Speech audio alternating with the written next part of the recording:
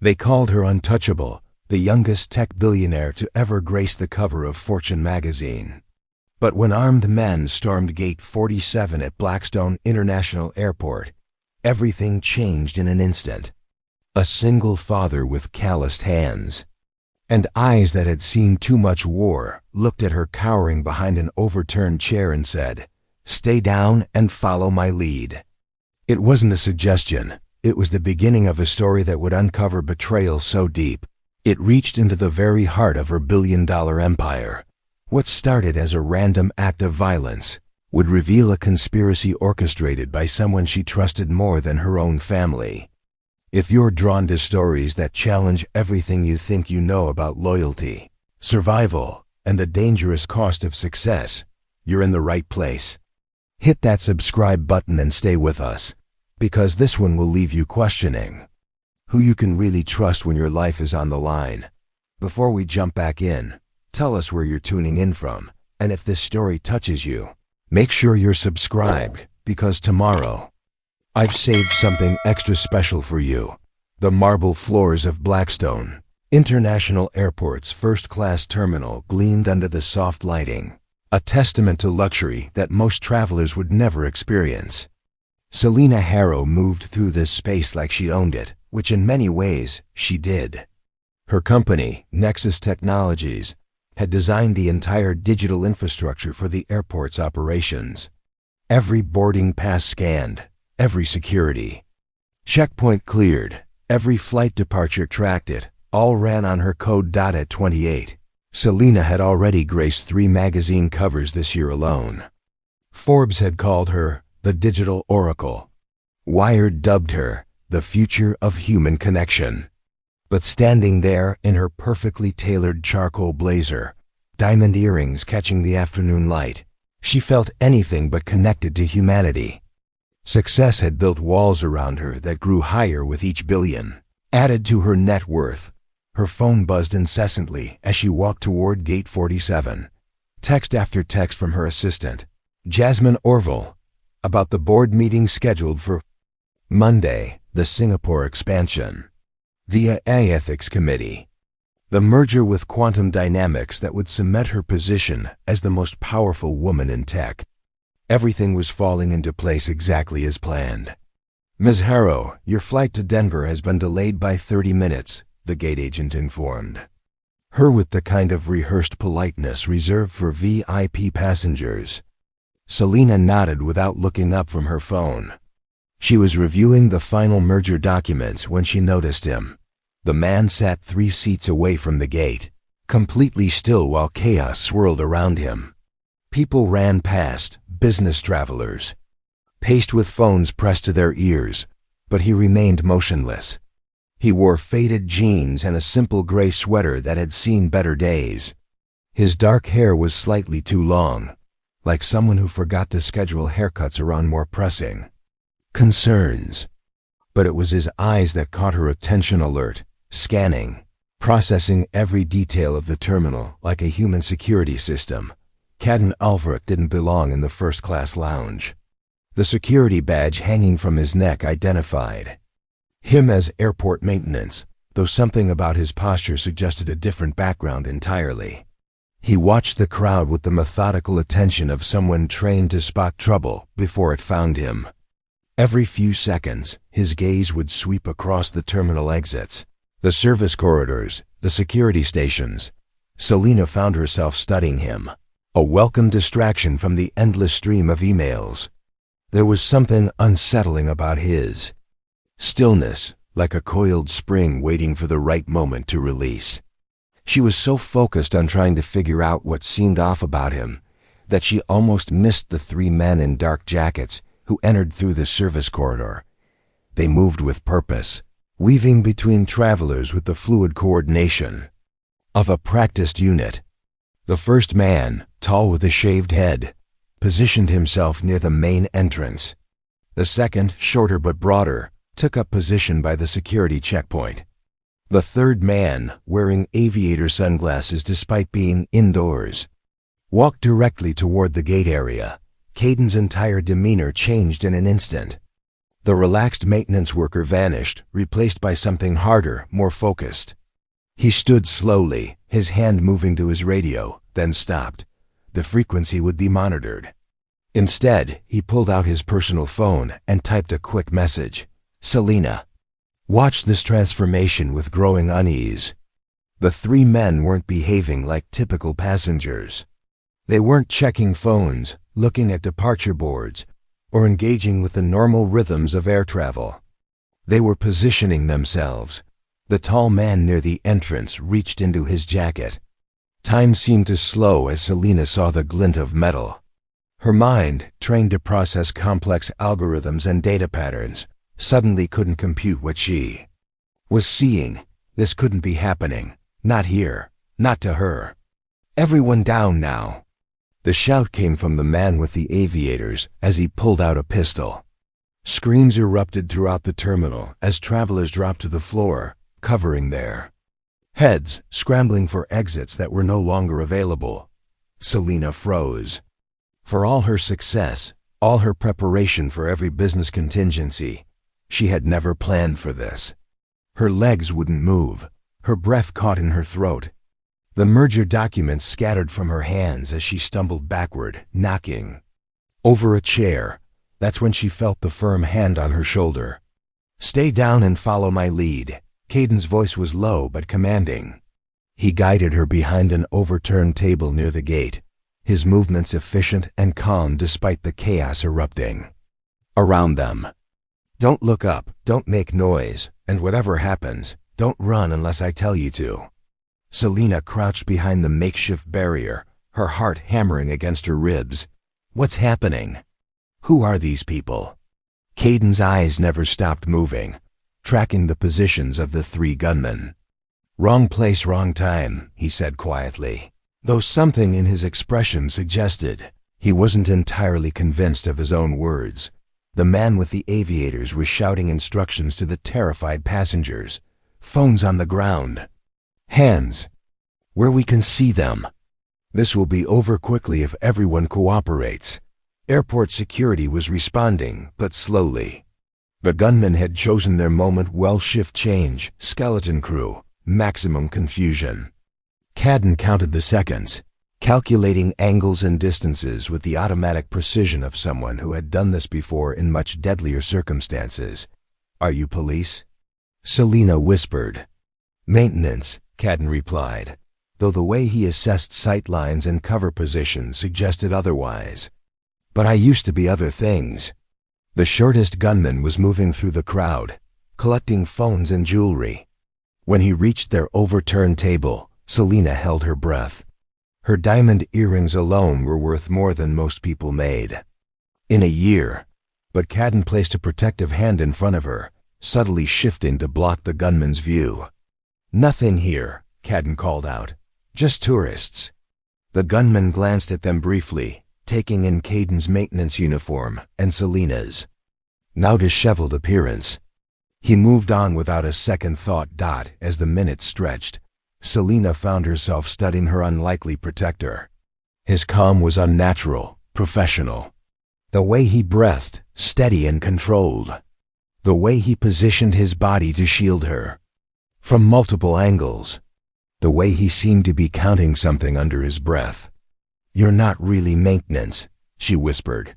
Caden glanced at her briefly, something almost like amusement flickering across his face. "Right now, I'm whatever keeps you alive." The sound of approaching sirens filled the terminal. The three gunmen exchanged quick glances, their coordination beginning to fracture under pressure. This was the moment Caden had been waiting for.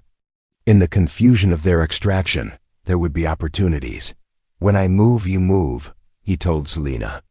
"Stay low, follow exactly where I step, and don't hesitate." Selina nodded, surprising herself with how much she trusted this stranger. In the span of 20 minutes, her entire worldview had shifted. All her money, all her influence, all her carefully constructed power meant nothing when faced with three men with guns.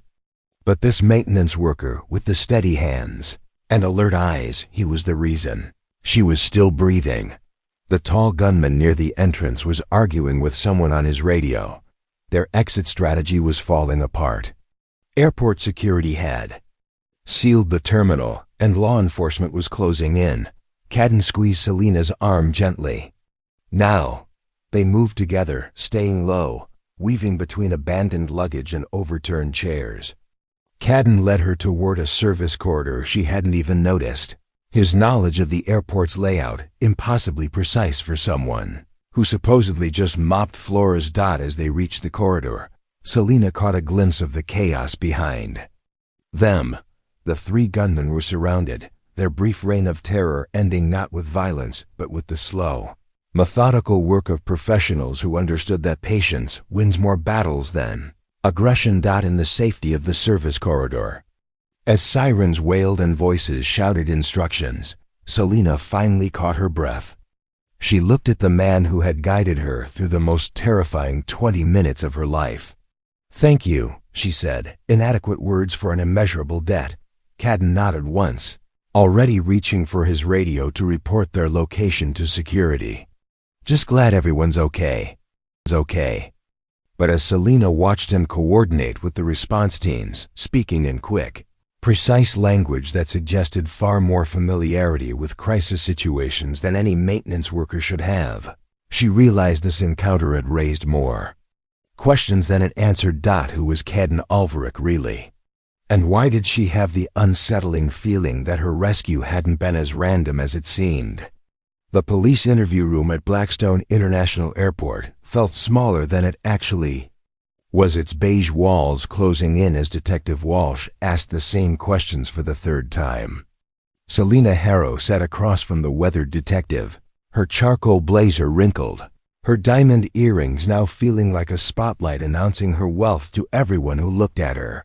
Preparing and narrating this story took us a lot of time. So if you are enjoying it, subscribe to our channel. It means a lot to us. Now back to the story. "So you're telling me you just happened to be sitting near Mr. Alverick when the incident occurred?" Detective Walsh flipped through his notes, pen hovering over the yellow pad. "Yes." Selina's voice carried the exhaustion of someone whose world had shifted in the span of an afternoon. "I was reviewing documents for a board meeting when I noticed the three men acting strangely. Mr. Alverick seemed to notice them too." Detective Walsh nodded, scribbling something down. "And you had never met Mr. Alverick before today?" "Never." The detective looked up from his notes. "Interesting thing is, the security footage shows Mr. Alverick positioning himself in that specific area about 40 minutes before you arrived at the gate. Almost like he was waiting." Selina frowned. "Waiting for what?" "That's what we're trying to figure out." Detective Walsh closed his notebook.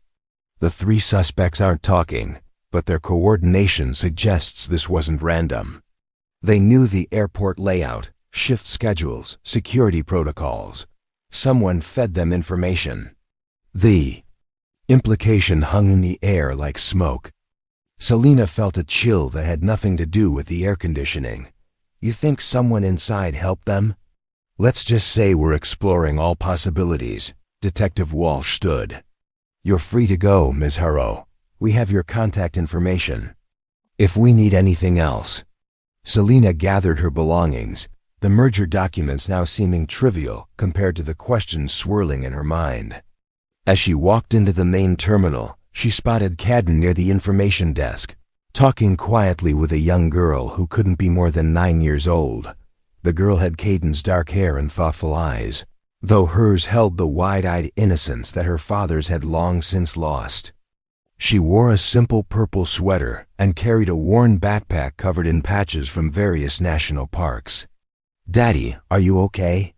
The girl's voice carried genuine concern as she wrapped her arms around Cadden's waist. "I'm fine, sweetheart. Just helped some people today." Cadden ruffled her hair gently. "How was school?" "Boring. Mrs. Peterson made us write essays about our heroes." The girl looked up at him with adoring eyes. "I wrote about you."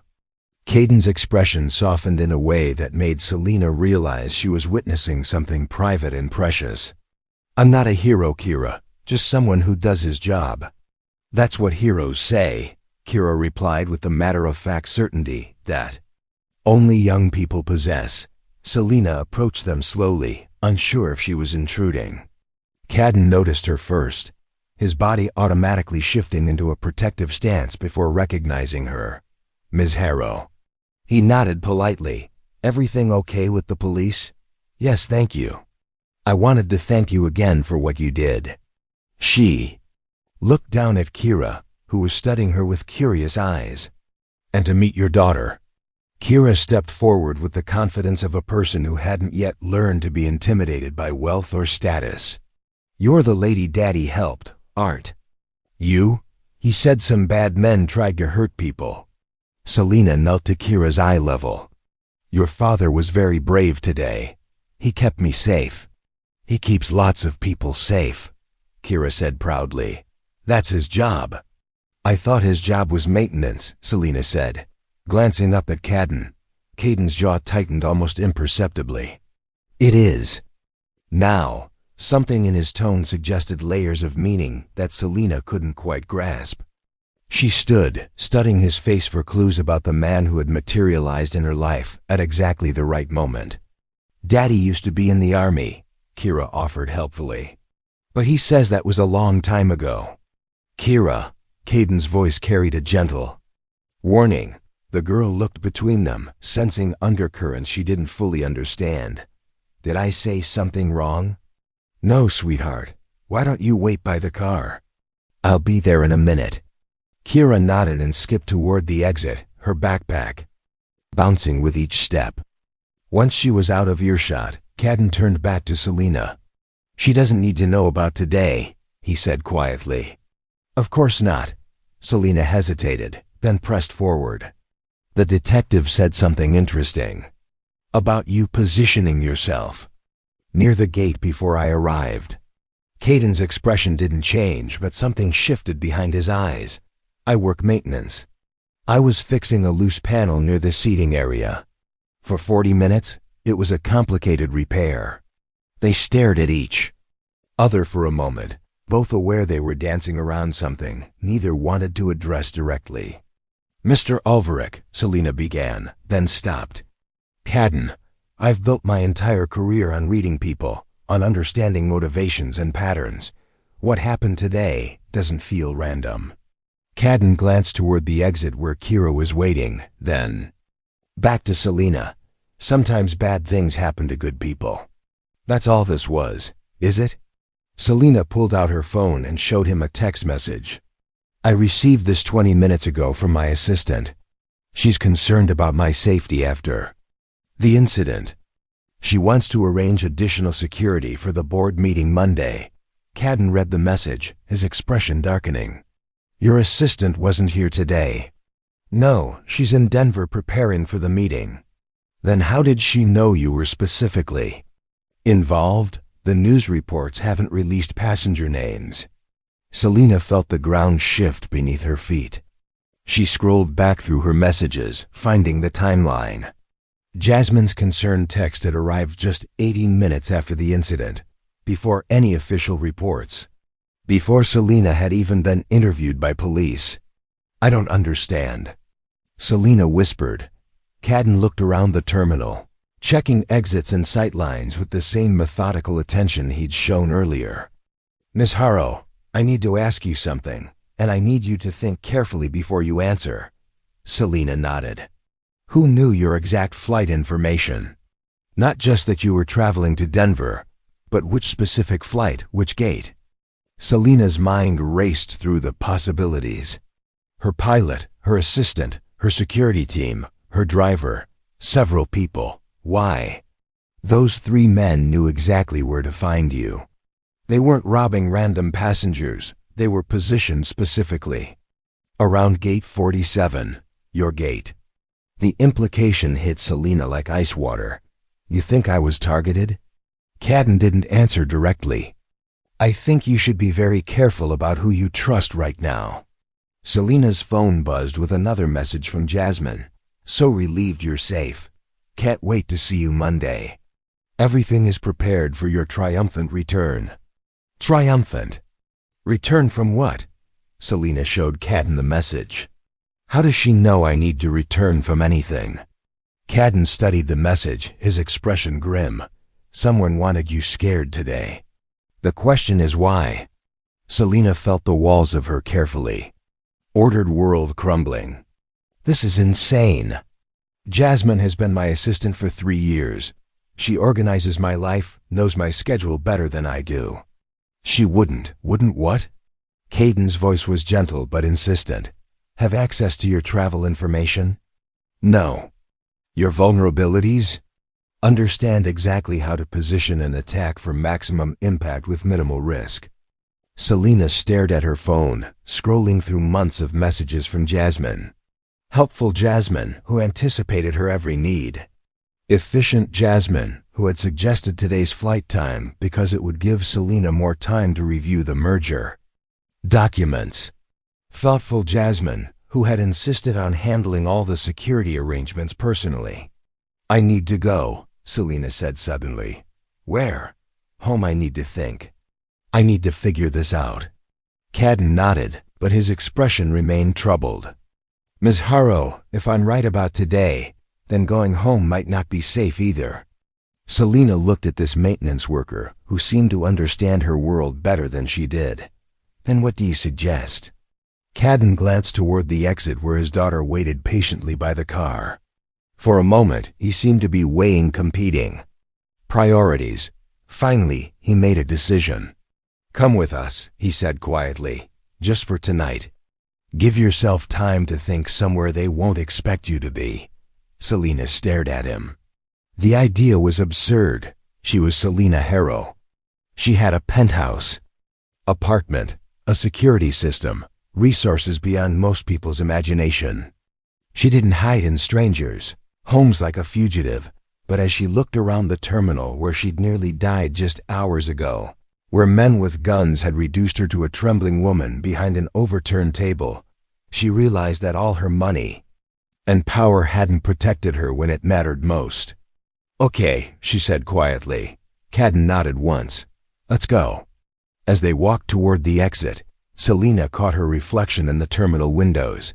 The untouchable tech billionaire was gone. In her place was a woman who had just learned that the people closest to her might be the ones she should fear most. And the only person offering her safety was a maintenance worker she'd met 3 hours ago. The modest 2-bedroom apartment in Millbrook Gardens felt like stepping into a different universe.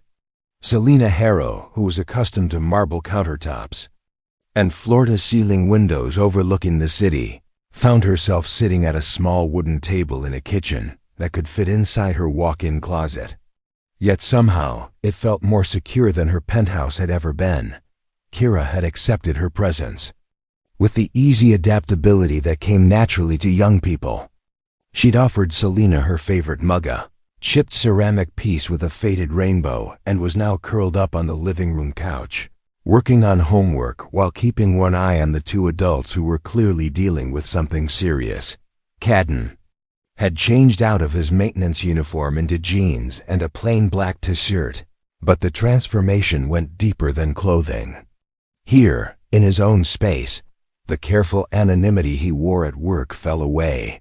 Selina could see traces of the person he used to be, the soldier, the protector, the man who had learned to read danger in the spaces between heartbeats. Tell me about your assistant, Cadden said, sliding a cup of coffee across the table to Selina. Everything. How you met her, who recommended her, what access she has to your systems. Selina wrapped her hands around the warm mug, trying to organize 3 years of memories into something coherent. Jasmine Orville. She came to me through a staffing agency called Elite Personnel. Impeccable references, excellent credentials, experience with high-profile executives. What kind of access does she have? Complete calendar management, travel arrangements, communication filtering. She has admin privileges on most of my business systems. Selina paused, realizing how that sounded. I trusted her completely. Cadden pulled out a laptop that looked far more sophisticated than anything a maintenance worker should own. Can you log into your accounts from here? Selina hesitated. My security protocols require, Ms. Harrow, Cadden interrupted gently. If I'm right about today, your security protocols might be exactly what's been compromised. The weight of that statement settled over her like cold water. Selina pulled out her personal phone and began navigating to her secure business portal. What exactly are we looking for? Patterns. Communications you weren't supposed to see. Digital fingerprints of someone preparing for today. As Selina's accounts loaded, Cadden moved with practiced efficiency. His fingers flew across the keyboard, running programs that definitely weren't part of any standard software package. "Daddy," Kira called from the living room, "can you help me with this math problem?" "In a few minutes, sweetheart," Cadden replied without taking his eyes off the screen. "It's okay," Selina said, standing. "I can help her." She moved to the couch where Kira was wrestling with long division. For a moment, Selina felt the strange normality of helping someone with homework, something she'd never experienced in her own carefully managed existence. "The key is breaking it down into smaller pieces," Selina explained, showing Kira how to approach the problem. "Big challenges become manageable when you solve them one step at a time." Kira looked up at her with bright eyes. "Is that what you do with your job? Break big things into small things?" "Something like that. Daddy does that too. When he's fixing broken things, he says you have to find the one little part that's causing all the trouble." Selina glanced back at Cadden, who was deep in concentration. At the laptop, "Your dad seems to be good at fixing things." "He's the best," Kira said with absolute certainty. "He fixed my bike, and the leaky faucet, and Mrs. Patterson's car that wouldn't start. Our neighbor, she's really old and doesn't have much money, so Daddy fixes her car for free. He says that's what neighbors do." Selina found herself studying this man who fixed elderly neighbors' cars while maintaining the digital security systems of a major airport. The contradictions were mounting. "Selina," Cadden called quietly, "you need to see this." She returned to the kitchen table where Cadden had pulled up what looked like a communication log. "These are metadata traces from your email server. Someone's been forwarding copies of your messages to an external account." Selina leaned closer, scanning the technical details. "For how long?" "Based on the timestamps, at least 8 months. But look at this." Cadden highlighted a series of entries. "The forwarding only activates for messages containing certain keywords. Travel schedules, security arrangements, board meetings, merger discussions. The scope of the surveillance made." Selina's stomach turned. "Someone's been reading my private communications for 8 months. Not just reading, curating. They only wanted specific information." Cadden pulled up another screen. "And here's where it gets interesting. The external account receiving your messages. It's registered to a company called Meridian Consulting." Selina frowned. "I've never heard of Meridian Consulting." "Neither had I until I ran a corporate trace." Cadden's expression was grim. "Meridian Consulting is a shell company registered in the Cayman Islands. But if you dig deep enough through the ownership structure, it leads back to someone you know very well." He turned the laptop toward her, showing a complex web of corporate connections. At the center of the web was a name that made Selina's blood run cold. "Quantum Dynamics," she whispered. "Your merger partner. The company that stands to gain control of Nexus Technologies if the deal goes through Monday." Selina stared at the screen, her mind racing through the implications. "But that doesn't make sense. The merger is mutually beneficial. They get my technology, I get their global infrastructure. It's worth billions to both companies. Unless they've found a way to get your technology without sharing the profits," Cadden said quietly. He pulled up another document, this one showing the merger agreement's fine print. "Look at Clause 47B. If you're deemed mentally unfit to serve as CEO due to trauma or psychological instability, your voting shares transfer to a trustee committee." Selina read the clause twice, her hands beginning to shake. "Jasmine suggested this clause. She said it was standard protection in case anything happened to me. And who sits on the trustee committee? Selina scrolled through the document until she found the names. 3 members, all appointed by Quantum Dynamics. In the event of her incapacitation, they would have complete control over her company. They weren't trying to kill me today, Selina realized, her voice barely above a whisper. They were trying to traumatize me, make me unstable, give them grounds to remove me from power. Cadden nodded grimly. A public attack, with you as the primary target, would provide perfect justification for the trustee clause to kick in, especially if your assistant was already documenting concerns about your mental state. As if summoned by their conversation, Selina's phone buzzed with a new message from Jasmine. Still thinking about you after today's horrible experience. I've scheduled a session with Dr. Hamilton for tomorrow. He specializes in trauma recovery for executives. I thought it might help you process everything before the board meeting. Selina showed Cadden the message. Dr. Hamilton? Cadden was already typing the name into his search program. Within seconds, he had the doctor's credentials displayed. Dr. Richard Hamilton. Specializes in executive psychological evaluations. Guess. Who's been paying his consulting fees for the past 6 months? The answer appeared on screen. Meridian Consulting. They've been planning this for months, Selina said, the full scope of the conspiracy finally becoming clear. The therapy sessions, the trustee clause, the surveillance of my communications, even today's attack. It's all designed to steal my company legally. Your assistant isn't just helping them, Cadden said. She's been orchestrating the entire operation. Selina felt something break inside her chest. Not just trust, but her understanding of human nature itself. Jasmine has been to my home. She knows my habits, my fears, my vulnerabilities. She's met my parents, attended my birthday parties. She's been studying you, Cadden replied. Learning exactly how to manipulate you. From the living room, Kira's voice called out, Daddy, that lady on TV looks like Selina. They both turned to see the evening news playing on the small television. A reporter stood in front of Blackstone International Airport, describing the day's events. But it wasn't the standard coverage Selina expected. Sources close to tech billionaire Selina Harrow report that she appeared visibly shaken and disoriented following today's incident, the reporter was saying. Ms. Harrow was seen speaking erratically to airport staff and required assistance. Walking to her vehicle. Selina stared at the screen in horror.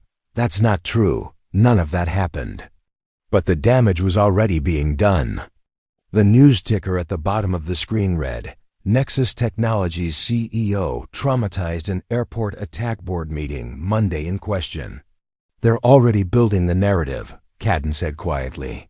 By Monday morning, every news outlet will be questioning your fitness to lead the company. Selina's phone buzzed again.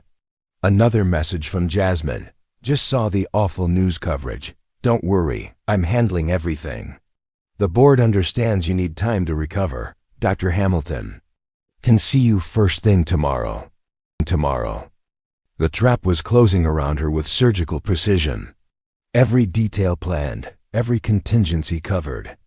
By Monday, Selina Harrow would either be declared mentally unfit to lead her own company, or she would sign the merger agreement that would give Quantum Dynamics everything they wanted. We have to stop this, Selina said, standing abruptly. How? Cadden asked. You call the police. They'll want evidence. You go public. They'll say you're having a breakdown. You confront your assistant. She disappears and destroys any remaining evidence. Selina paced the small kitchen, her mind working through possibilities. There has to be something. Some way to turn this around. Cadden was quiet for a long moment, studying the information they'd gathered. Finally, he looked up at her with something that might have been the ghost of a smile. Actually, he said, there might be. The morning sun streamed through the small kitchen window as Selina stared at her reflection in the black coffee.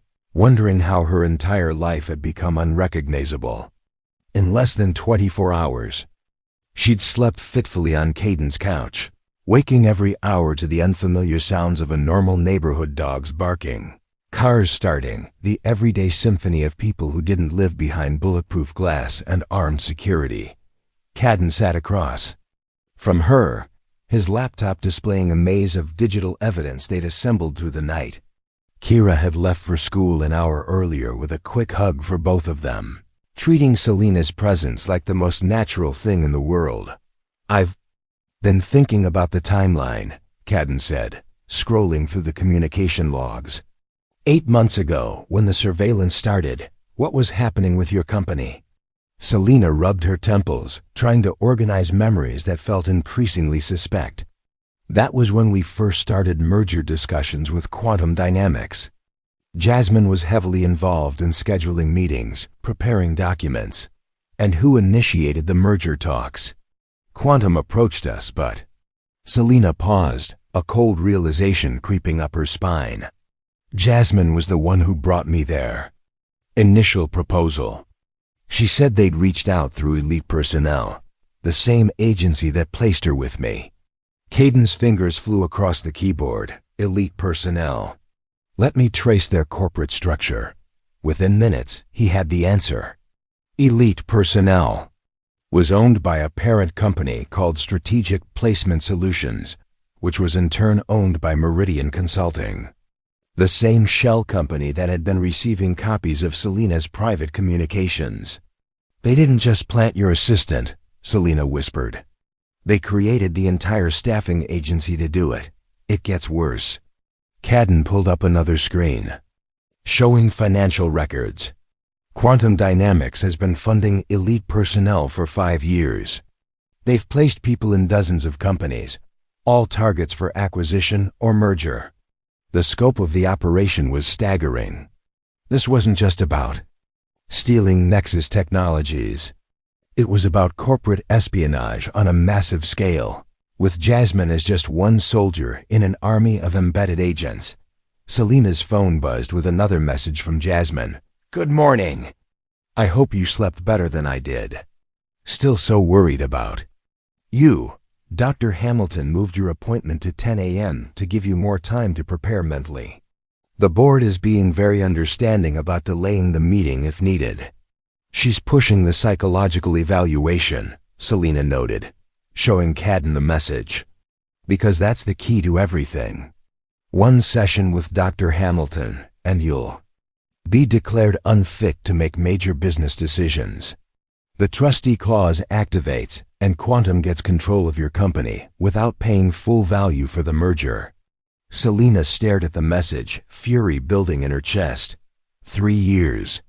She's been part of my life for 3 years. She knows I hate crowds, so she always booked private dining rooms. She knows I work late, so she'd stay to coordinate with my night security. She even knows I'm allergic to shellfish and always checked restaurant menus ahead of time. She was building a psychological profile, Caden said gently. Learning your habits, your fears, your triggers. All preparation for this moment. The betrayal went deeper than business. Jasmine had attended Selena's father's funeral, holding her hand during the service. She'd celebrated Selena's birthday with homemade cake because she knew store-bought frosting was too sweet. She'd worked 18-hour days during product launches, never complaining, always anticipating Selena's needs before Selena even recognized them herself. "I trusted her more than family," Selena said quietly.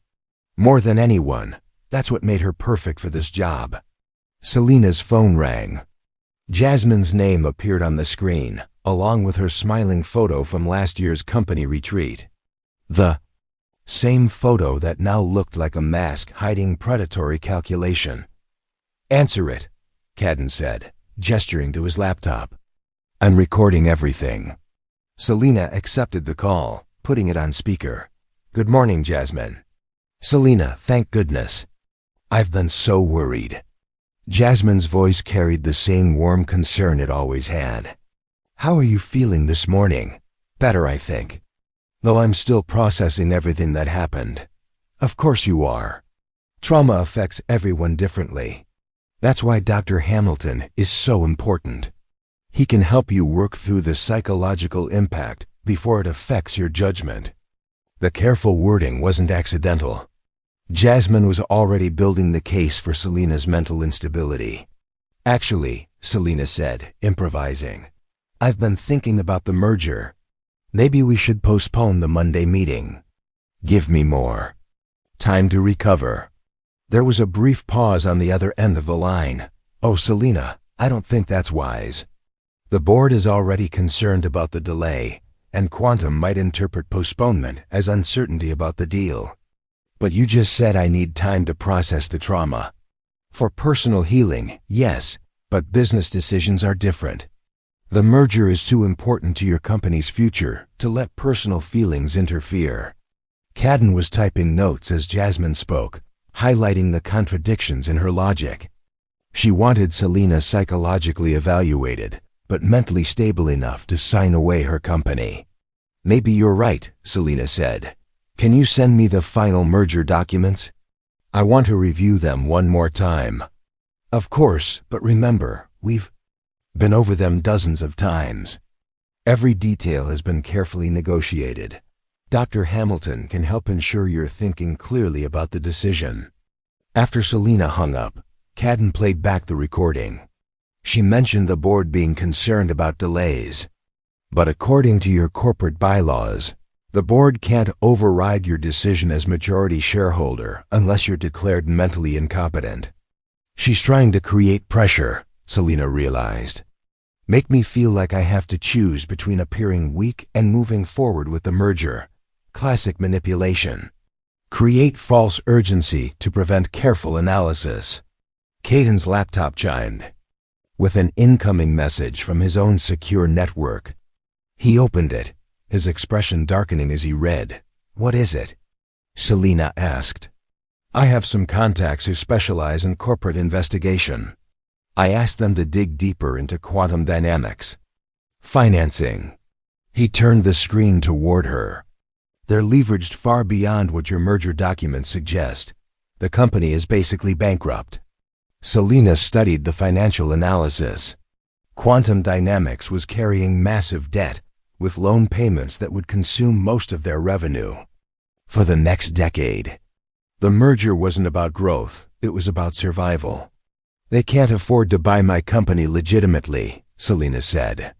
They need to steal it through the trustee clause to avoid the purchase price. Exactly. And if they can declare you mentally unfit, they get Nexus Technologies for free while saddling you with Quantum's debt. The scope of the betrayal was breathtaking. Not only would Selena lose her company, she'd inherit billions in liabilities that would destroy her personal fortune as well. There's something else, Cadden continued. My contacts traced the funding for yesterday's attack. The 3 gunmen were hired through a private security firm called Blackwater Solutions. Selena frowned. I've heard that name before. You should have. Blackwater Solutions provides personal security for quantum dynamics executives. The same company that employs the men who tried to traumatize you yesterday also protects the people trying to steal your company. The pieces were falling into place with horrifying clarity. The attack, the surveillance, the psychological evaluation. Even the news coverage, everything had been orchestrated by the same organization. They're not just stealing my company, Selena said. They're destroying my entire life to do it. Her phone buzzed with a new message from Jasmine. Dr. Hamilton's office called to confirm your 10 a.m. appointment. I'll pick you up at 9:30, also. I took the liberty of scheduling a brief board call for this afternoon, just to reassure everyone that you're handling the situation professionally. Cadden looked at the message. She's accelerating the timeline. Something's made them nervous. What? Do you think it is? Maybe they know we're investigating. Or maybe they're worried about keeping their hired gunman quiet. Cadden's expression was troubled. Either way, we're running out of time. Selena stared at her phone, at the messages from someone she'd trusted completely who had been systematically destroying her life for 3 years. The woman who had celebrated her successes and comforted her during failures had been documenting every vulnerability, every weakness, every moment of human frailty that could later be weaponized against her. "I need to call my lawyer," Selina said. "Which lawyer?" Cadden asked. "The one Jasmine recommended 3 years ago?" The question hit like a physical blow. Lucien Aurival, her corporate attorney, had indeed been Jasmine's recommendation. A brilliant lawyer with impeccable credentials and a track record of successful high-stakes negotiations. "Oh no," Selina whispered, reaching for Cadden's laptop. "If Lucien is part of this too. They ran a search on Aurival's background, tracing his professional history and client relationships. The results were devastating. Lucien Aurival had represented 6 different companies that had been acquired by Quantum Dynamics over the past 5 years. In each case, the acquisition had come after the target company's leadership was deemed unfit or incompetent to continue operations. "Your lawyer isn't just compromised," Cadden said grimly. "He's their specialist in forced acquisitions." Selina felt the walls closing in around her. Her assistant, her lawyer, her merger partner, even the news media, everyone she'd trusted had been working against her. The attack at the airport hadn't been random violence. It had been the final act in a 3-year campaign to steal everything she'd built. "They've thought of everything," she said quietly. "Not everything." Cadden closed the laptop and looked at her with steady determination. "They didn't plan on me." The small community center in Millbrook Gardens buzzed with the gentle chaos of after-school activities. Kira sat at a round table covered with art supplies, her tongue poking out slightly in concentration as she worked on what appeared to be a complex drawing. Around her, other students created their own masterpieces while an elderly volunteer named Mrs. Chun offered encouragement and supplies. Selina watched from the doorway, still amazed at how different this world felt from her usual environment of glass towers and corporate boardrooms. Cadden had suggested they pick up Kira from her art class as part of maintaining normal routines, but Selina suspected he also wanted her to see a different side of life, one where trust still existed and kindness wasn't a calculated strategy. "That's quite a drawing, sweetheart," Mrs. Chun was saying to Kira. "Can you tell me about it?" Kira held up her paper, revealing an intricate scene with multiple figures. "It's about yesterday. See, there's the scary men with the dark clothes, but they're really small because Daddy made them not important anymore." Selina stepped closer, studying the artwork with growing amazement. Kira had drawn the airport terminal with remarkable detail for someone her age. The gate area, the overturned chairs, even the service corridor they'd escaped through, all rendered with the precise memory that sometimes came naturally to people who hadn't yet learned to suppress difficult experiences. "And this big figure here?" Mrs. Chun pointed to a tall person in the center of the drawing. "That's Daddy. He's protecting everyone, especially her." Kira pointed to a smaller figure next to Cadden. "That's Selina. She was scared, but Daddy kept her safe. It sounds like your father is very brave." "He is. But he says being brave isn't about not being scared. It's about doing the right thing even when you are scared." Selina felt something twist in her chest. In the space of 2 days, this young person had captured more truth about courage than most adults managed in a lifetime. "What's this part over here?" Mrs. Chun asked, pointing to a section of the drawing that showed figures in what looked like conversation. "That's them talking about the bad lady who pretends to be nice," Kira said matter-of-factly. Selina thought the lady was her friend, but she was really trying to hurt her. Like wolves in sheep's clothing, except with people. Mrs. Chun glanced up at Selina, who had gone very still. "You heard them talking about this?" "Just a little bit this morning. I was getting ready for school, but I could hear them in the kitchen. They were worried about someone who was lying to Selina." Kira looked directly at Selena with the unwavering honesty that only came from people who hadn't yet learned to hide their thoughts. "Are you okay? You look like you might cry." Selena knelt next to Kira's chair, studying the drawing more closely. "This is very good artwork, Kira. You remembered a lot of details." "I remember everything that's important," Kira replied. "Daddy taught me that. He says when bad things happen, it's important to remember exactly what you saw and heard because that's how you help other people later." "That's very wise advice. Daddy's really smart. He knows how to fix things that are broken, even when other people can't see what's wrong." Kira added a few more details to her drawing. "Are you going to be okay? The bad lady who was pretending to be your friend." Selena was quiet for a long moment, struck by how easily this young person had cut through to the heart of her situation. "I hope so. Daddy will help you." "That's what he does. He helps people who need it." Kira paused in her drawing. "Even when it's scary for him too." "What do you mean?" Kira looked around to make sure Mrs. Chun wasn't listening, then leaned closer to Selena. "Sometimes at night, Daddy has bad dreams about the army. He doesn't know I know, but I hear him wake up scared. But he still helps people anyway. That's how I know he's a real hero." The simple observation hit Selena like a revelation. She'd been so focused on Caden's competence, his calm under pressure, his seeming immunity to fear, that she hadn't considered the cost of his protection. He was fighting his own battles while helping her fight hers. "Kira," Mrs. Chun called softly. "Your father and Selena are here."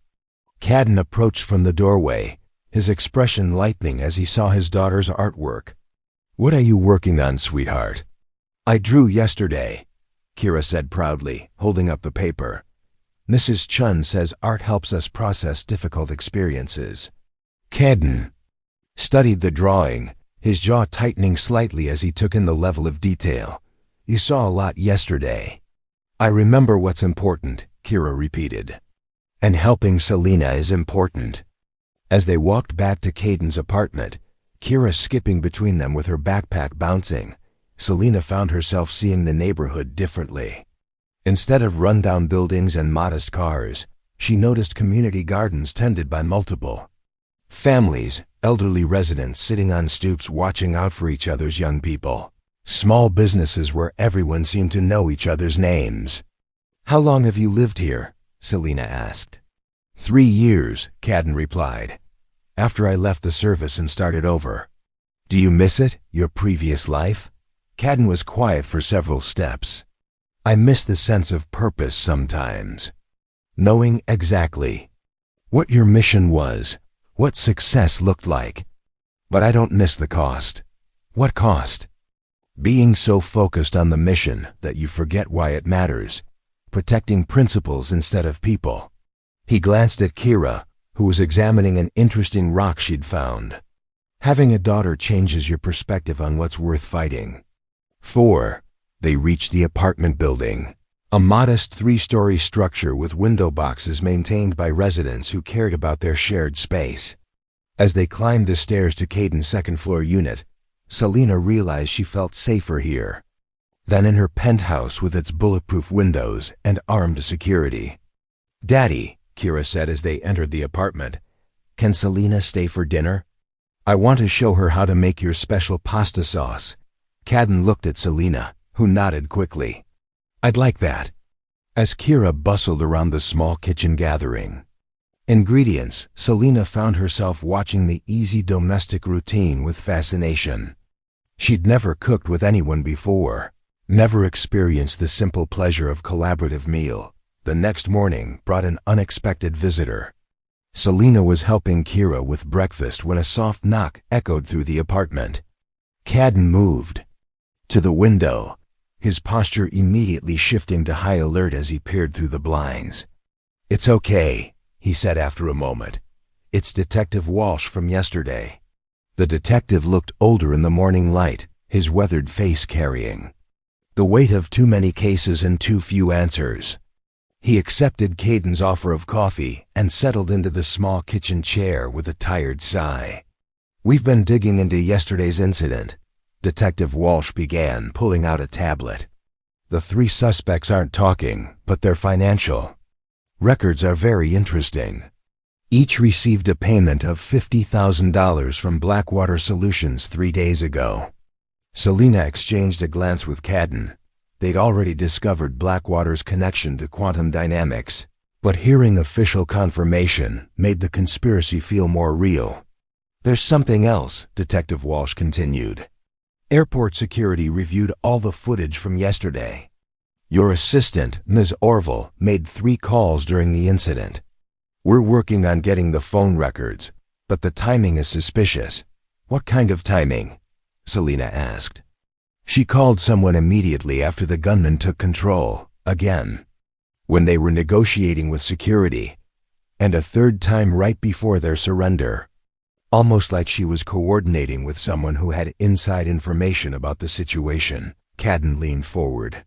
Detective, what would it take to get a warrant for her communications? More evidence than we currently have. Suspicious timing isn't enough for a judge. Detective Walsh studied Selina carefully. Unless you're willing to help us gather that evidence.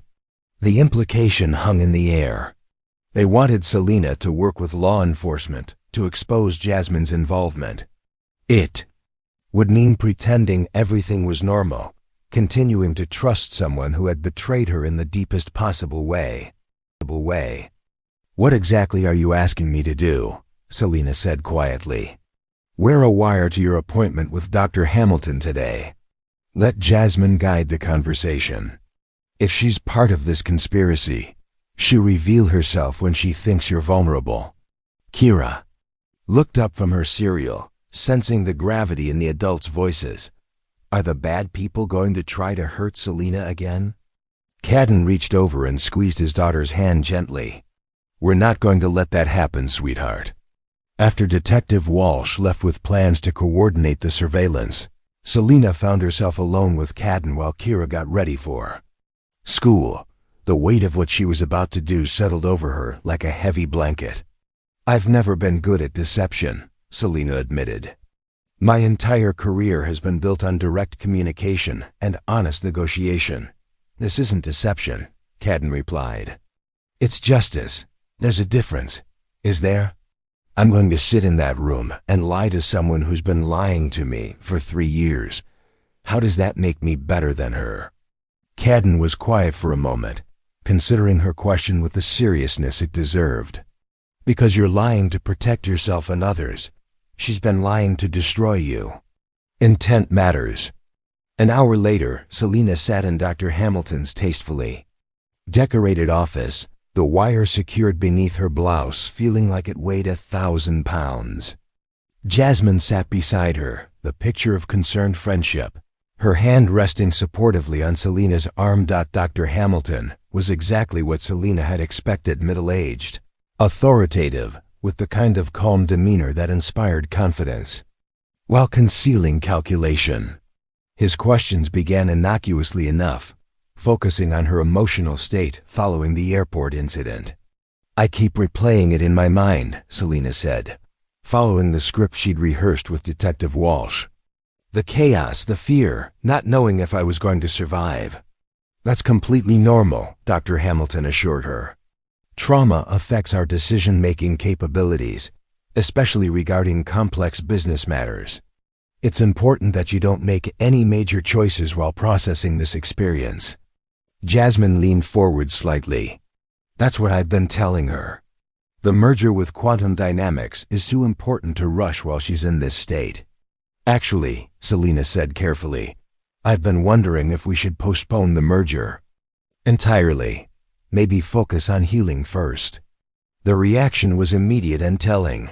Dr. Hamilton's pen stopped moving across his notepad, and Jasmine's hand tightened almost imperceptibly on Selina's arm. Selina, that would be a mistake, Jasmine said quickly. You've worked too hard to let fear derail your success. But you just said I shouldn't make major decisions while processing trauma, Selina pointed out.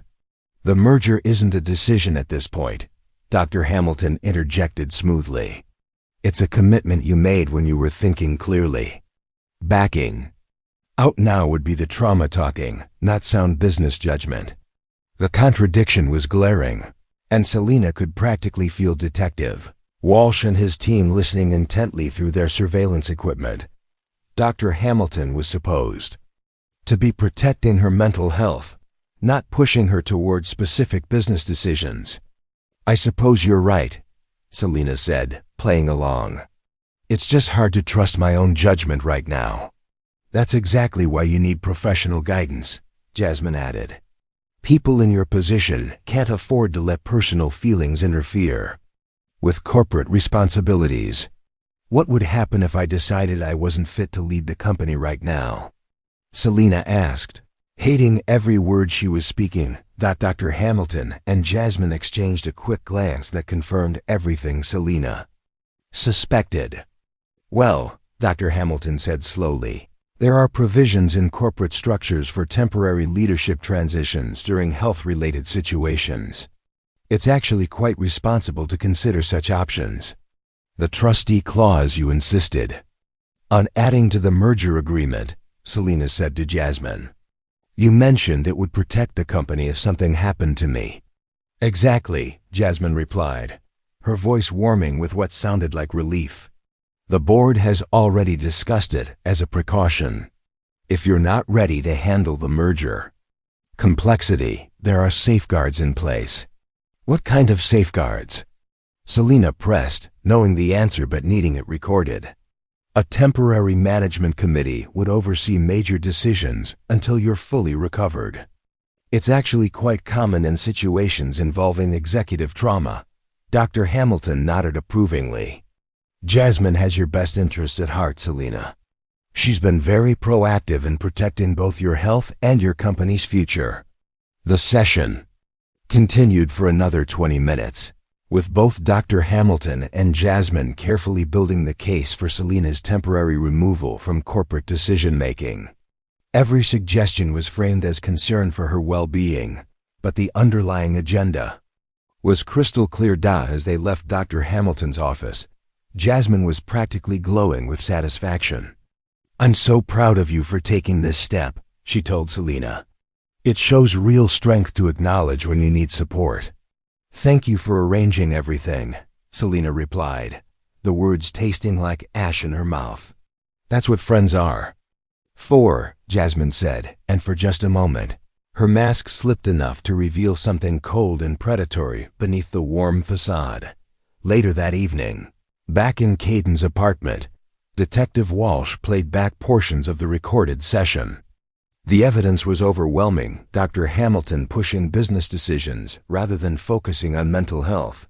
Jasmine revealing detailed knowledge of corporate mechanisms she shouldn't have been familiar with, both of them coordinating to pressure Selina toward a specific outcome. We have enough for warrants now, Detective Walsh said. Phone records, financial documents, the whole network. Selina sat quietly, processing the day's revelations.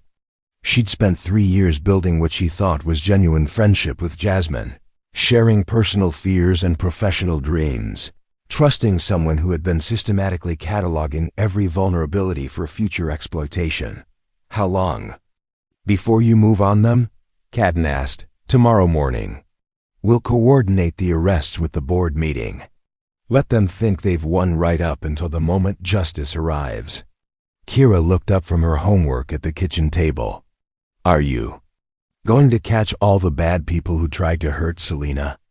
Detective Walsh smiled at her, the first genuinely warm expression Selina had seen from him. That's the plan, sweetheart. As the detective prepared to leave, he turned back to Selina with something approaching admiration. What you did today took real courage, Miss Harrow. Not everyone would be willing to face their betrayers head-on. After he was gone, Selina sat on the couch with Kira curled up beside her, both of them watching Caden prepare dinner with the efficient movements of someone who had learned to find peace in simple tasks. Tomorrow it's over, Selina said quietly. Tomorrow justice begins, Caden corrected. There's a difference. The Nexus Technologies boardroom had never felt more like a stage. Selina arrived precisely on time for the Monday morning meeting, taking her seat at the head of the polished conference table with the same calm authority she'd projected for years. The board members filed in one by one, distinguished executives who had helped build her company into a tech empire, now unknowingly about to witness its near destruction. Jasmine entered last, carrying her usual leather portfolio and wearing a confident smile that made Selina's stomach turn. She'd dressed carefully for the occasion in a navy blue suit that projected professional competence, her blonde hair pulled back in a style that suggested she was ready to take charge of whatever challenges the day might bring. "Good morning, everyone," Jasmine said, settling into her chair beside Selina. "Before we begin with the merger finalization, I want to address Selina's incredible strength in being here today after Saturday's traumatic experience." The board members murmured appropriate sympathy, but Selina could see the calculation in their eyes. They were assessing her fitness to lead, just as Jasmine had intended. "Dr. Hamilton's evaluation was very encouraging," Jasmine continued, pulling documents from her portfolio. "He's confident that with proper support systems, Selina can continue to guide the company through this transition period." Board member Thomas Crestro leaned forward. "What kind of support systems are we discussing?" "Temporary delegation of high-stress decision-making to a management committee," Jasmine replied smoothly. "Just until Selina is fully recovered from the psychological impact of the airport incident." Selina watched the performance with growing amazement. Jasmine was orchestrating her removal from power while making it sound like compassionate leadership. Support. Every word had been carefully chosen to suggest concern rather than conspiracy. The trustee clause in the merger agreement provides exactly this kind of protection, Jasmine added, distributing copies of the relevant documentation. "It's actually quite forward-thinking." That was Selina's cue. She stood slowly, drawing all attention to herself with the natural command presence that had made her a billionaire before 30. "Actually," Selina said, her voice carrying clearly through the conference room, "I'd like to discuss some concerns I have about the merger terms." Jasmine's smile flickered almost imperceptibly. "Of course, but remember what Dr. Hamilton said about not making major decisions while processing trauma." "Oh, I'm not processing trauma," Selina replied calmly. "I'm processing evidence." Evidence. She walked to the wall-mounted display and connected her laptop. The screen filled with financial documents, communication logs, and corporate connection charts that mapped out the entire conspiracy. 3 days ago, I discovered that my personal communications had been monitored and forwarded to Quantum Dynamics for 8 months. Selina began, her voice steady despite the magnitude of what she was revealing. "Every email, every schedule change, every strategic discussion has been shared with the company that supposedly wants to merge with us as equals." The board members shifted uncomfortably, their eyes moving between the evidence on screen and Jasmine's increasingly pale face. "That's impossible," Jasmine said, but her voice lacked its usual confidence. "Who would have access to your private communications?" "Someone with administrative privileges on my email system," Selina replied. "Someone I trusted completely." The next slide showed the shell company structure connecting elite personnel to Meridian Consulting to Quantum Dynamics. The web of corporate entities painted a clear picture of systematic infiltration and espionage. Jasmine Orville was placed in my organization through a staffing agency that exists solely to embed corporate spies in target companies, Selina continued. "For 3 years, she's been documenting my habits, my fears, my decision-making processes, all in preparation for this moment." "This is absurd," Jasmine said, standing abruptly. "Selina, you're clearly still affected by Saturday's trauma. This kind of paranoid thinking is exactly why we need what?" Detective Walsh asked as he entered the boardroom, flanked by 2 FBI agents. "A temporary management committee controlled by Quantum Dynamics?" The color drained completely from Jasmine's face. Around the table, board members stared in shock as the law enforcement officers moved into position. Jasmine Orville, Detective Walsh continued, "You're under arrest for corporate espionage, wire fraud, and conspiracy to commit theft of trade secrets." "This is a mistake," Jasmine said, but her voice cracked on the words. "I've done nothing but serve this company faithfully." Agent Martinez stepped forward with handcuffs. "We have recorded evidence of you coordinating with Dr. Hamilton to declare Ms. Harrow mentally unfit for corporate leadership. We also have phone records showing your communication with the gunman during Saturday's airport incident." The boardroom erupted in shocked murmurs, but Selena kept her eyes fixed on Jasmine's face. For just a moment, the mask of friendly concern slipped entirely, revealing the cold calculation that had been hidden underneath.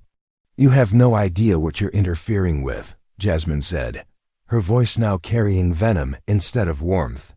"This merger is bigger than your little tech company. There are people involved who won't appreciate this disruption." "Are you threatening Ms. Harrow?" Agent Martinez asked. Doddsman seemed to realize she'd revealed too much. "I want a lawyer." As the handcuffs clicked into place, Selena felt an odd mixture of vindication and sadness. Justice was being served, but the friendship she'd treasured for 3 years had been nothing but an elaborate performance. "There's more," Detective Walsh said as Jasmine was escorted out. "Dr. Richard Hamilton was arrested this morning at his office. We found evidence of similar psychological manipulation schemes involving 6 other corporate executives over the past 2 years. Board member Elena Strain raised her hand tentatively. "What about the merger with Quantum Dynamics?" "There is no merger," Selena replied, returning to the display screen. "Quantum Dynamics is bankrupt. They needed to steal our company to survive, and the trustee clause would have given them complete control while saddling us with their debt obligations. The financial documents showed Quantum's true situation: billions in liabilities, revenue streams that couldn't service their debt payments, and a corporate structure built on acquisition fraud rather than legitimate business operations. They've done this before," Agent Martinez explained. "Infiltrate companies, manipulate leadership into appearing unfit, then acquire assets through forced trusteeships. We're investigating at least 12 similar cases." Thomas Crustrow shook his head in amazement. "So Saturday's airport incident was part of this?" "Psychological warfare," Detective Walsh confirmed. "Create trauma, document mental instability, trigger the trustee clause. If Selena had signed those merger documents today, she would have lost everything." The meeting continued for another hour as FBI agents explained the scope of the investigation and the legal protections being put in place for Nexus Technologies. Board members asked questions, expressed shock and support, and gradually began processing the reality that their CEO had been under siege by people they'd trusted. As the law enforcement officers prepared to leave, Detective Walsh approached Selena privately. "There's something else you should know," he said quietly. "During Jasmine's arrest, she mentioned that they won't appreciate this disruption. We believe there's a larger criminal organization behind these corporate infiltration schemes." Selena felt a chill that had nothing to do with the air conditioning. "Are you saying this isn't over?" "We're saying you should continue to be careful about your security. These people have invested significant resources in their operation, and they don't give up easily." Later that evening, Selena returned to Caden's apartment, emotionally drained but legally vindicated. Kira looked up from her homework with bright eyes. "Did you catch the bad lady who was pretending to be your friend?" "Yes, sweetheart. The police caught her." "Good," Kira said with satisfaction. "Now you don't have to worry about people lying to you anymore." If only it were that simple, Selena thought. But as she watched Caden prepare dinner with quiet efficiency, as she listened to Kira chatter about her school day, as she experienced the genuine warmth of a real family, she realized that some forms of trust were worth the risk. The betrayal had taught her to be more careful about who she let into her life. But it had also shown her the difference between people who took trust and people who earned it. The county detention center felt like a different planet from the gleaming corporate towers where Selina usually conducted business. Fluorescent lights buzzed overhead, casting harsh shadows on institutional beige walls that had witnessed countless confrontations between justice and deception. Selina sat across from Jasmine in the cramped visitors' room, separated by reinforced glass and connected by a phone system that made every word feel distant and surreal. Jasmine looked smaller somehow, diminished by the orange jumpsuit and the absence of her carefully constructed professional facade. Her blonde hair hung limp around her shoulders, and dark circles under her eyes suggested she hadn't been sleeping well since her arrest 3 days ago. "I wasn't sure you'd come," Jasmine said, her voice carrying none of its former warmth through the phone receiver. "I needed to understand," Selina replied. 3 years, Jasmine. 3 years of friendship that I thought was real." Jasmine laughed, but it was a bitter sound that held no humor. "Friendship? Is that what you called it when you'd work me 18-hour days without overtime? When you'd cancel my vacation plans because some investor wanted a last-minute meeting?" The accusation hit Selina like a physical blow. "I always compensated you for extra hours. I thought we were building something together." "You were building something for yourself," Jasmine snapped. "I was just the assistant who made it possible. Do you have any idea what it's like to watch someone your age become a billionaire while you arrange their dry cleaning?" Selina stared at her former assistant, seeing someone she'd never recognized before. "So this was about money?" "It was about respect," Jasmine said, her voice rising slightly. "About recognition for the work I actually did while you took credit for everything. Do you know how many of your brilliant insights came from research I conducted? How many of your innovative solutions were ideas I suggested that you presented as your own? That's not how I remember it. Of course it isn't. You saw what you wanted to see, the grateful assistant who lived to serve your success. You never once asked about my goals, my ambitions, my plans for the future beyond organizing your calendar." Selina felt something crack inside her chest. Not just disappointment, but recognition of a truth she'd been blind to. She had taken Jasmine's dedication for granted, assuming loyalty meant contentment. But corporate espionage, Jasmine, psychological manipulation? People could have been killed at that airport. Jasmine's expression hardened. Those gunmen were never supposed to hurt anyone. It was meant to be a minor incident, enough to create trauma for the psychological evaluation, but not actual violence. "You can't control chaos once you unleash it," Selina said quietly. "What if something had gone wrong? What if someone had panicked and people died? That wasn't the plan. Plans change when guns are involved.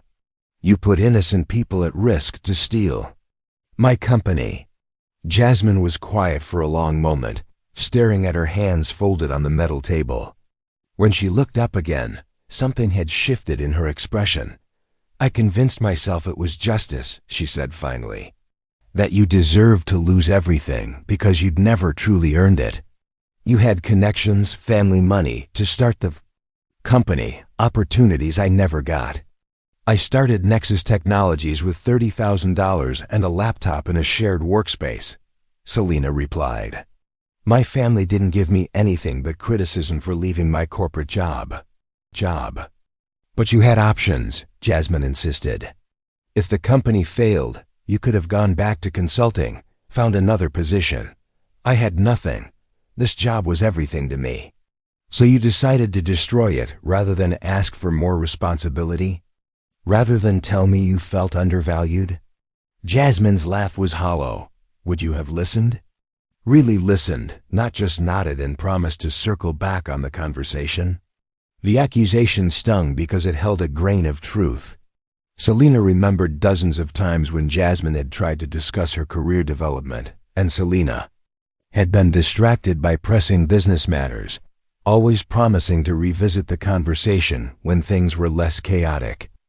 I would have listened, Selina said, but even as she spoke the words, she wasn't entirely sure they were true.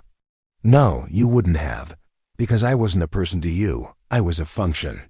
The perfect assistant who anticipated your needs and handled your problems so you could focus on being brilliant. They sat in silence for several minutes, the weight of 3 years of misunderstandings settling between them like sediment in still water. What happens now? Selina finally asked. My lawyer says I'll probably get 8 to 12 years if I cooperate with the federal investigation. Less if I provide information about the larger criminal organization behind the infiltration schemes. Will you? Jasmine shrugged. What choice do I have? They promised me money and revenge, but they were using me just as much as you were. At least your exploitation was honest. Selina winced at the characterization but couldn't entirely dispute it. She had taken Jasmine's contributions for granted, had failed to see her as a complete person with ambitions beyond serving someone else's success. I'm sorry, Selina said quietly. Not for protecting myself or my company, but for not recognizing your value while we work together. Jasmine looked surprised by the apology. Does it matter now? It matters to me.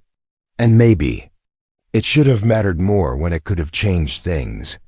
You're right about one thing, Jasmine said, her voice softer than it had been throughout their conversation. The friendship part was real, at least at the beginning. Before the resentment and the planning and all the rest. What part? When? Your father died. The grief was real, and so was my sympathy. When you won the Innovation Award last year, I was genuinely proud, not just performing. There were moments when I forgot why I was really there. Selina felt tears threatening for the first time since Jasmine's arrest. Then why didn't you stop? If there were moments when it felt real, why go through with the plan? Because 3 years of pretending changes you, Jasmine replied. After a while, the performance becomes who you are, and the person you used to be becomes the performance. The visiting time warning buzzed overhead, indicating they had 5 minutes remaining. Selina, Jasmine said urgently, there's something you need to know. The people who recruited me, they're not finished. Quantum Dynamics was just one client. They have operations running in dozens of companies across multiple industries. Detective Walsh mentioned there might be a larger organization, larger than you can imagine. Corporate infiltration is just one division. They also do political manipulation, media influence, even international destabilization. You exposed one small part of something massive. Selina felt the familiar chill of realized vulnerability. Are you saying I'm still in danger? I'm saying you disrupted a very expensive operation, and these people don't forgive financial losses easily. Jasmine leaned closer to the glass. Be careful who you trust going forward. Check credentials beyond what any normal person would verify. Question coincidences. Why are you warning me? Because whatever I did to you, whatever resentment I carried, you don't deserve what they'll do if they decide you're still a threat. The final warning buzzer sounded, and a guard approached to escort Jasmine back to her cell. Jasmine, Selina called as her former assistant stood to leave. Yeah, in another life under different circumstances we might have been real friends. Jasmine smiled sadly. Maybe, but this is the life we got. As Selina drove back through the city toward Millbrook Gardens, she carried the weight of a conversation that had answered some questions while raising others.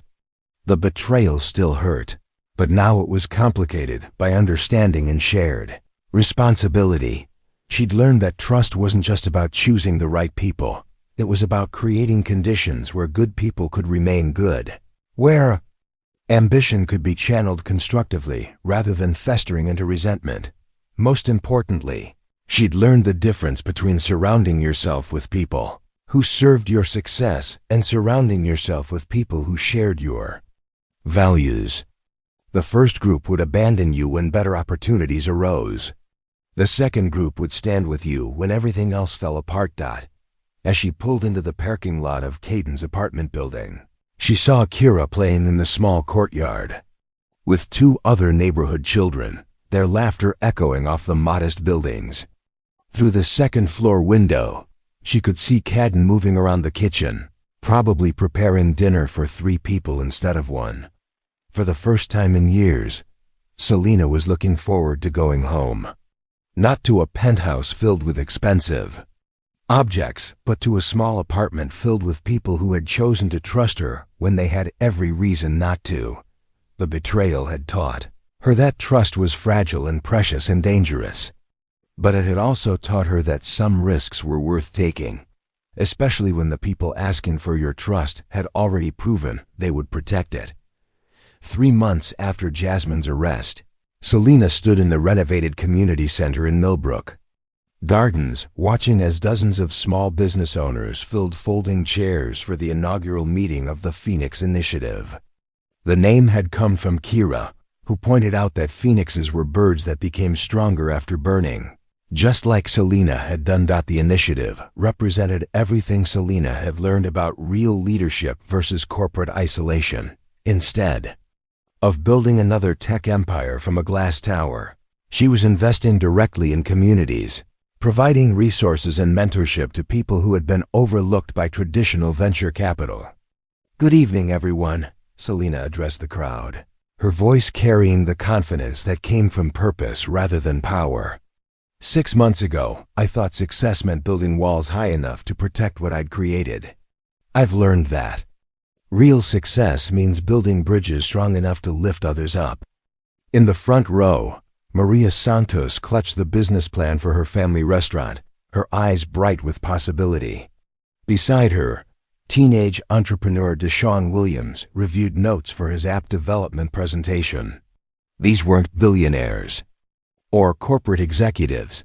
They were people with dreams and determination, who needed someone to believe in their potential. Cadn sat near the back of the room, wearing a suit that still looked slightly uncomfortable on his lean frame. 3 weeks ago, Selena had offered him the position of Director of Community Security for the Phoenix Initiative. His job was to ensure that the people they supported were protected from the kind of corporate predators who had nearly destroyed Selena's life. "The Phoenix Initiative operates on a simple principle," Selena continued. "We invest in people, not just businesses. We provide not only funding, but also protection, mentorship, and the kind of support network that helps entrepreneurs succeed without losing their souls." After the presentation, as community members mingled and shared ideas, Selena found herself approached by a reporter from the local business journal. "Ms. Haro," the reporter began, "some critics have suggested that the Phoenix Initiative is just an expensive form of guilt management after your corporate espionage scandal. How do you respond to that?" Selena considered the question carefully. "I'd say that guilt can be a powerful motivator for positive change. I spent years focused on building my own success without considering the people who made it possible. Now, I'm trying to build success that benefits entire communities. What about rumors that you're planning to sell Nexus Technologies and focus entirely on philanthropy?" "Not sell," Selena replied. "Transform. We're restructuring Nexus as a benefit corporation, where profit serves purpose rather than the other way around. Our technology should make people's lives better, not just make shareholders wealthier." Later that evening, Selena returned to the apartment she now shared with Cadden and Kira in a larger unit within the same Millbrook Gardens complex. They'd moved in together 2 months ago, not out of convenience but out of choice, a conscious decision to build something real together. Kira was at the kitchen table, working on a school project about community heroes. Her assignment was to interview someone who had made a positive difference in their neighborhood. "Tell me again about the lady with the flower shop," Kira said to Cadden, her pencil poised over her notebook. "Mrs. Chun has been running Pacific Blooms for 30 years, Cadden replied, stirring a pot of soup that filled the apartment with the warm scent of home. When the landlord tried to triple her rent, she was going to close the shop and move away. But then what happened? The Phoenix Initiative helped her buy the building, Selena said, settling into a chair beside Kira. Now she owns her space, and she's teaching other business owners about commercial real estate. That's community building, Kira said seriously, writing down the phrase. Mrs. Chun told me that helping people helps everyone. Cadden brought bowls of soup to the table, and they ate together like families had been doing for generations, sharing food, stories, and the quiet comfort of people who had chosen to trust each other completely. There's something I want to discuss with both of you, Selena said as they finished eating. She pulled out an envelope she'd been carrying for weeks, waiting for the right moment. What is it? Kira asked curiously. Adoption papers, Selena replied quietly. If you're both willing, I'd like to officially become part of this family. Kira's face lit up with joy, but she looked to her father for guidance. Cadden was quiet for a long moment, studying Selena's face with the careful attention he gave to all important decisions. Are you sure? He asked finally. Family isn't something you can change your mind about later. I'm sure, Selena replied. I've spent years building companies and accumulating wealth, but I've never built anything as valuable as what we have here. Cadden reached across the table and took her hand. Then yes, let's make it official. As Kira cheered and began planning celebration dinners, Selena realized that transformation wasn't just about changing what you did, it was about changing who you became. The untouchable billionaire CEO was gone. In her place was someone stronger, someone connected, someone who understood that real security came not from walls and guards, but from community and trust. The Phoenix Initiative would help hundreds of people build better lives. But more importantly, it had helped Selena build a better version of herself, one that understood the difference between success and significance, between achievement and fulfillment, between protecting what you had and sharing what you could give. 1 year later, Selena stood on the small balcony of their Millbrook Gardens apartment, watching the sunset paint the sky in shades of gold and rose. The city skyline glittered in the distance, but it no longer represented power or isolation. It represented possibility, thousands of people pursuing dreams, building communities, creating connections that couldn't be measured in quarterly earnings. Inside, Cadden was helping Kira with her science fair project about renewable energy systems. Their voices carried through the open door, mixing technical explanations with gentle laughter. It was a sound Selena had never heard in her penthouse, the melody of family. Mom, Kira called, using the title that still made Selena's heart skip. A beat. Can you help us test the solar panel? Selena joined them at the kitchen table, now permanently covered with books, art supplies, and the organized chaos of a household where learning was valued more than perfection. The adoption had been finalized 6 months ago, but the feeling of belonging had grown gradually through shared meals, homework sessions, and quiet conversations about everything and nothing. Remember when we first met at the airport? Kira asked as they positioned the solar panel toward the window. You were scared and didn't know who to trust. I remember, Selena replied. Your father told me to stay down and follow his lead. That's because he knew how to listen to danger, Kira said with the matter-of-fact wisdom that continued to astound the adults in her life. But now you know how to listen to safety too.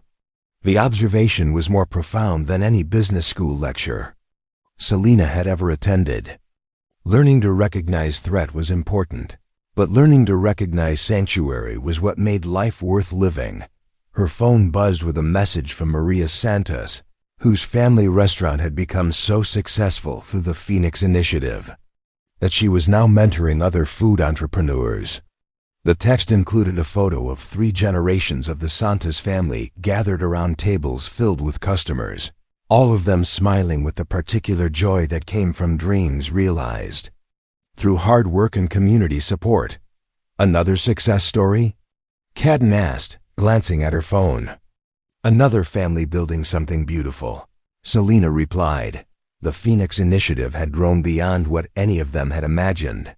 What started as a way to channel guilt into positive action had become a model for community-centered development. Business schools were studying their methods.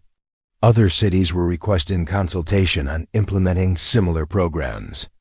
Most importantly, hundreds of families now had economic stability and hope for the future.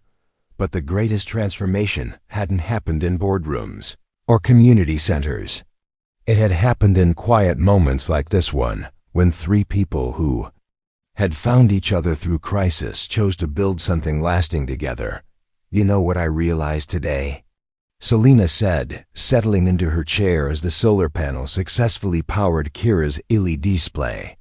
A year ago, if someone had told me I'd be happiest living in a modest apartment, running a nonprofit, and helping a 9-year-old with science homework, I would have thought they were describing failure. What would you call it now? Cadden asked. Selena looked around the small kitchen, at the hand-drawn pictures taped to the refrigerator, at the mismatched dishes that had become precious because they were shared, at the two people who had taught her that love was a choice. You made every day rather than a feeling that happened to you. Success, she said simply, the kind that actually matters. As the evening settled around them and the city lights began to twinkle like earthbound stars, Selena reflected on the journey that had brought her here. Betrayal had nearly destroyed her, but it had also stripped away everything that wasn't essential, leaving only what truly mattered: the capacity for trust, the courage to be vulnerable, and the wisdom to recognize the difference between people who served your ambitions and people who shared your values. The untouchable billionaire was gone forever. In her place was a woman who understood that real security came not from building walls, but from building bridges, not from accumulating wealth, but from creating worth, not from demanding loyalty, but from earning trust one choice at a time. Sometimes, the greatest gift life can give you is the loss of everything you thought you wanted, because only then can you discover what you actually need. If this story touched your heart or changed how you think about success, trust, and the courage to start over, we'd love to hear from you in the comments below. Share your own stories of transformation, or tell us what resonated most with you. Your words remind us why these stories matter. Don't forget to subscribe for more tales of resilience, redemption, and the extraordinary strength people find in ordinary moments. Because every ending is really just a new beginning waiting to unfold. Up next, you've got 2 more standout stories right on your screen. If this one hit the mark, you won't want to pass these up. Just click and check them out. And don't forget to subscribe and turn on the notification bell so you don't miss any upload from us.